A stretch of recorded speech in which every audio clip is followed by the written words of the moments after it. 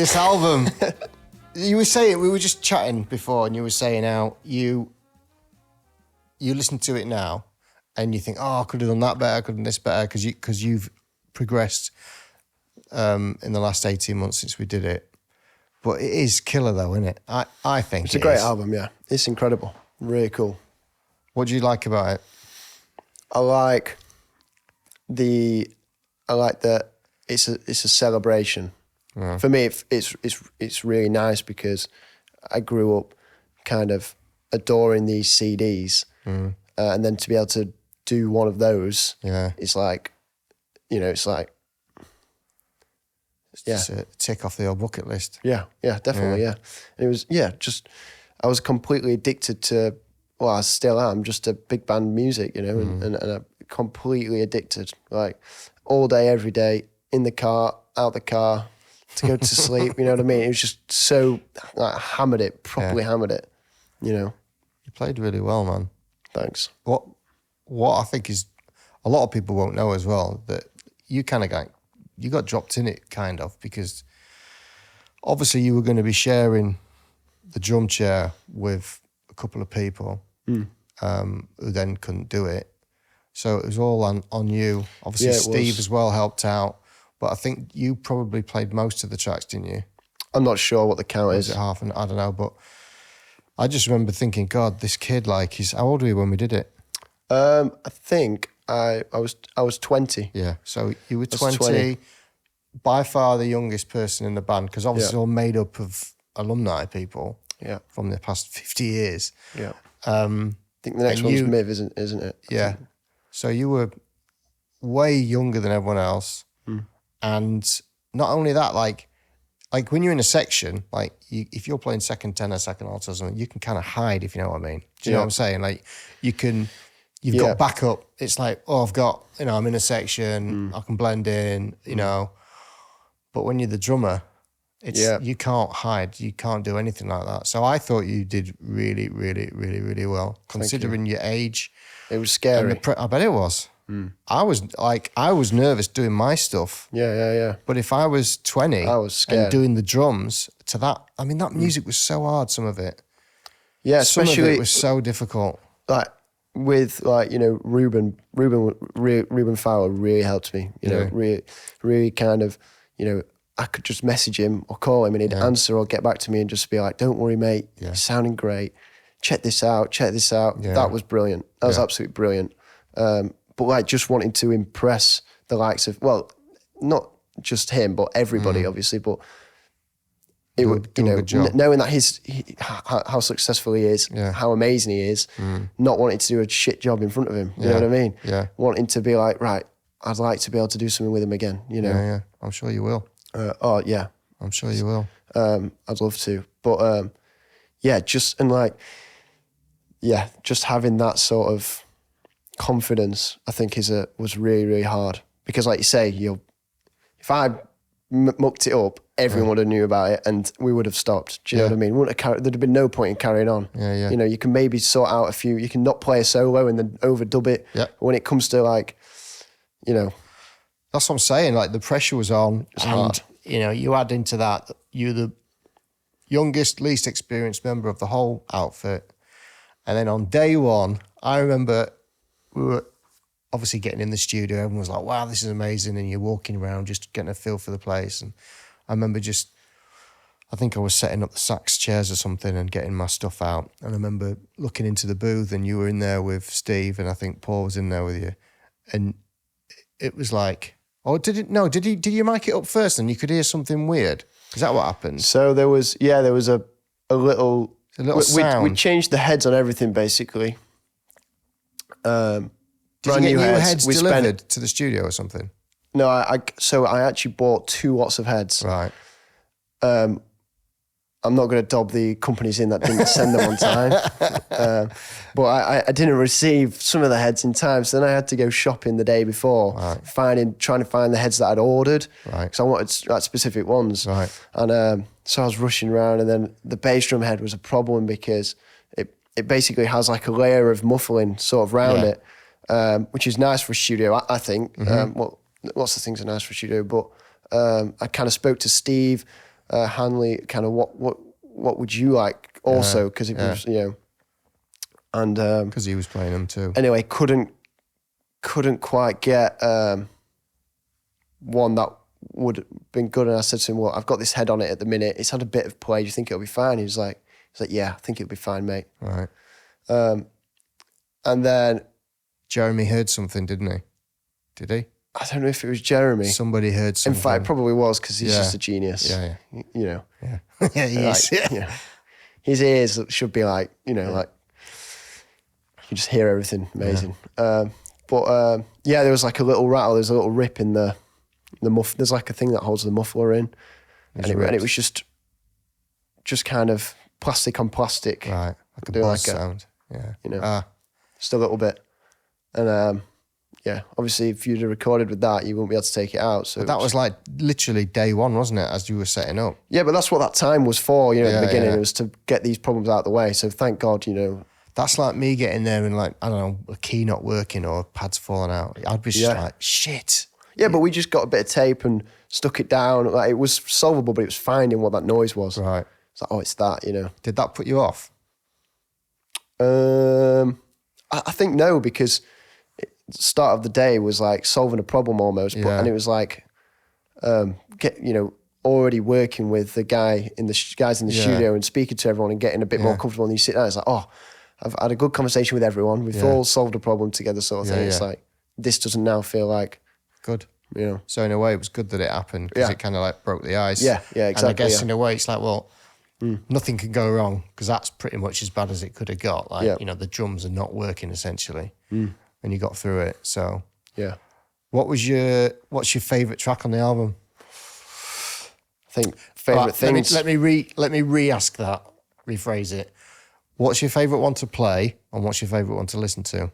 Interesting. I think my favourite things is up there. It's hard to say what my favourite is, but I think that one is.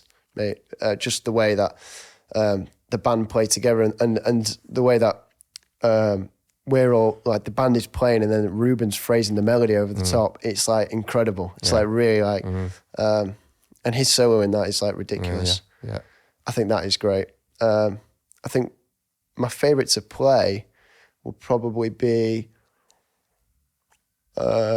maybe It Makes Sense. Just because, like, when your dad's going for it on that, it's really good. I do like that one, I have to say. Yeah. My favourite things is really difficult. It's hard. It is really, really difficult. It's not so much, it's obviously for the sax, it's the getting your fingers around the solly. Oh, yeah. But it's almost like it's the timing as well. Well, because it's in 3 and it's super fast. We don't play in 3 as much as we play in 4. Yeah. And it's fast as, fast can be. Yep. That was pretty stressful, that one. But it has come out really well. Yeah. I think it's just great writing. Like Steve Parry. I think it's just... Who's a drummer, by the way? Oh, really? Did you know that? No. Steve Parry's a drummer and he writes stuff like that. It's great. That's why it's too hard, because he has no idea how difficult playing his solis are on saxophone. Yeah. But yeah, it's a great arrangement. Victor. Yeah, that's a good one. Written by a drummer. Oh, yeah. I tell you what, you're onto something, you drummers. Yeah. You're not as thick as you look, are you? Not all the time. Half the time. I had to get a drum joke in there, Joe. It's Sorry. all right. It was great. And now we're doing gigs with it. Well, you are. I'm not playing at the moment, but Part-time. It seems to be, especially the Crooks gig the other week, that seemed to be really well attended. Yeah. How's the Bob Florence stuff going down? It's good. It's really good diving into somebody's music. I feel like we could probably do it a bit more. It's good, isn't it, Bob Florence stuff? Yeah, I feel like we could probably, because also at the same time I figure we're trying to sell this album. Yeah. So we're still doing album stuff. Yeah. Which I think we should do. But it's... The only problem with Bob Florence charts is how long they physically are. Yeah. When you're turning them over. Yeah, it's a nightmare, isn't it? A lot of pages. And it's heavy. It's heavy, like old. Yeah, like bigger than paper. A4. It's like, doesn't fit. What is that properly size? Understand. I don't know. You know what I mean? It's between. Do you know why they make it like funny size like that? I think it's to stop people photocopying back in the day. Probably, yeah. That's why they did it. They made it. Maybe a bit easy to read as well, a little bit bigger. Maybe, but I think that the reason that that music back then, the actual physical music was in a weird size, I think was to stop people from photocopying. It's interesting. It's not really a thing now, but yeah, it's but yeah, Bob Florence charts, they're great. But they always get literally 10, 12 pages long, some of them. Yeah. It's nuts, isn't it? It is nuts. Hard.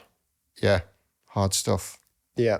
I feel like in a way it's hard because it's really hard to get the group together, isn't it? Yeah. You know, it takes a lot, as you know, a lot of organising. Yeah. It's painful. Painful, that's one word to describe it. It's hard, but everyone's been great though, I think ever since we started the project, 4 years ago now, everyone's been really good, and they've all given their time freely, and I think everyone's done it for the same reason. It's like you say, it's a celebration. Yeah, it is. And yeah, I mean, I've obviously played on all the CDs, not the cassettes. And I think this was the hardest one. Even though I'm a better player now than I was 20 years ago, it still felt like this one was the hardest. I feel like the difference is, though, on some of those CDs you were playing every week. That is true. Yeah. And that's one thing that this is missing that I was going to say. Yeah, it's like, you're right. We should be playing the same, as painful as it is, we should be playing that same music every week. Yeah. That's how the bands did it. Yeah. You know? You're right, actually. Because when we did Flight of Fancy, the first CD. Yeah, I bet you were rinsing just it. Playing all the time. And I think we'd done a tour, we'd done Albert Hall and something else. Yeah. So you're going to sound mega. We were all over it. And that was hard stuff as well. But that was the difficulty with this project, was getting people essentially from all over the country, not just Doncaster, to kind of rehearse and then, put this project together. And that's why it was like a labour of love, because it was hard music. It was hard trying to get the people together. COVID happened, you know. And that was my saving. That's got me on the album, really. Yeah. COVID. Yeah. I'd say. Because if it wasn't for, it would have just happened. Yeah. Do you remember rehearsing with all the screens everywhere? And oh yeah, horrible. It was a horrible sound, wasn't it? Because the plastic was just it just reverberated everywhere. But everyone had to have these. Yeah. You had your own screen around just the drum kit, didn't you? Yeah, but not to head height to Yeah, it's weird. And then I think that's why 9 foot tall. I struggled. When we first started messing around with the cans, it felt really strange to me because I could all of a sudden hear every single person in the band. What, in the rehearsals? No, in the studio. Because we did and I'd not heard it. That, didn't we? I'd not heard half of the stuff because you couldn't hear it.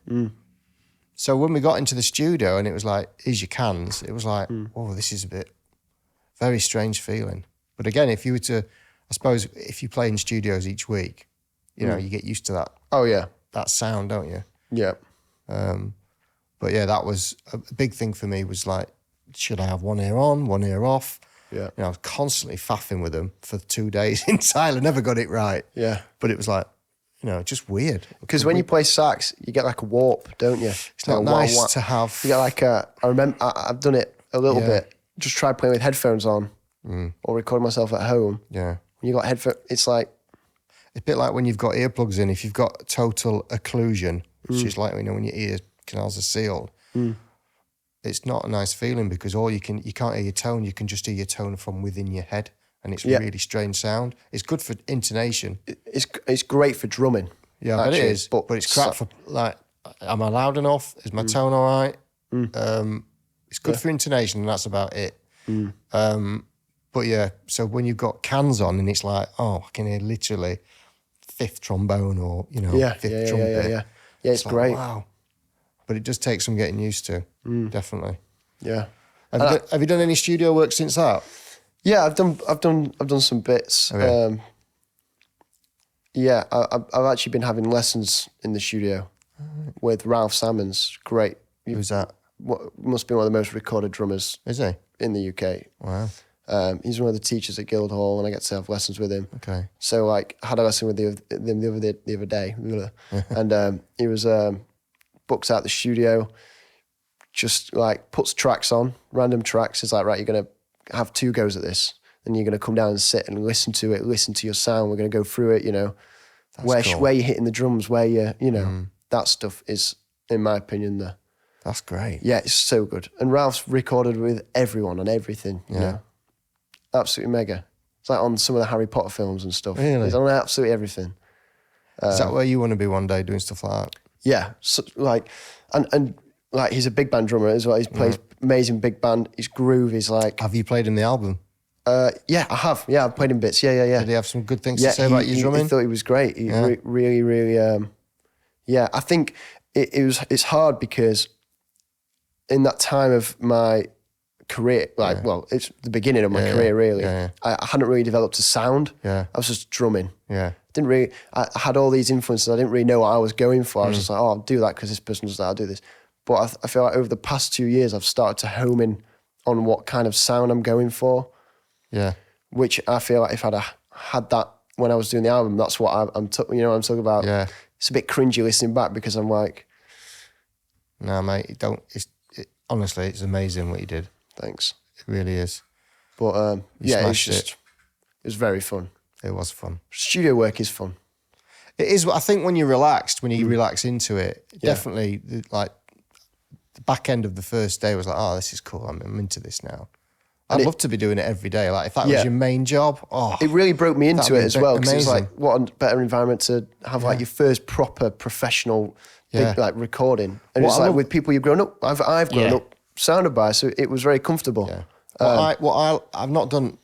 I've done very, very little studio work, but when I do it, it's what I love about it is like everyone wants to make it as good as possible, and it's like everyone's honest, aren't they? It's like I fluffed this bit, even though I might not have it. I fluffed this. We need to do this bit again. Yeah. I love that aspect of like getting it clinically like bang on, which obviously when you're playing live, it's a whole different kettle of fish.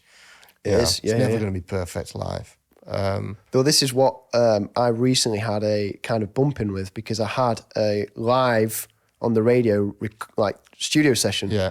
So it was BB6 radio BB6 live. Yeah. So we're in a proper studio, but everything we did was live. Right. So you had to kind of do what you had to channel your inner. This is a recording session, but it's a gig. Cool. It was great. It came out amazing. Yeah. We were like absolutely buzzing.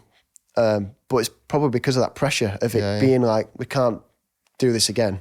It's that light, isn't it? When that light goes on, it's like, and the guys on the radio are like, we're gonna hear from the live session now, and then you can see them, and it comes over, and it's like, so you don't pre-record it and then they put it out. No, it was live, there was like over 500,000 listeners or something live at the time. It was ridiculous. Loads and loads and loads of listeners live at the time. And then people go back and then once you've done it, it's also available to stream. Yeah. It's like, so if you do more you need to send me that. I want to listen to it. Yeah, I'll send you. Send me the link. Yeah, we got, Right.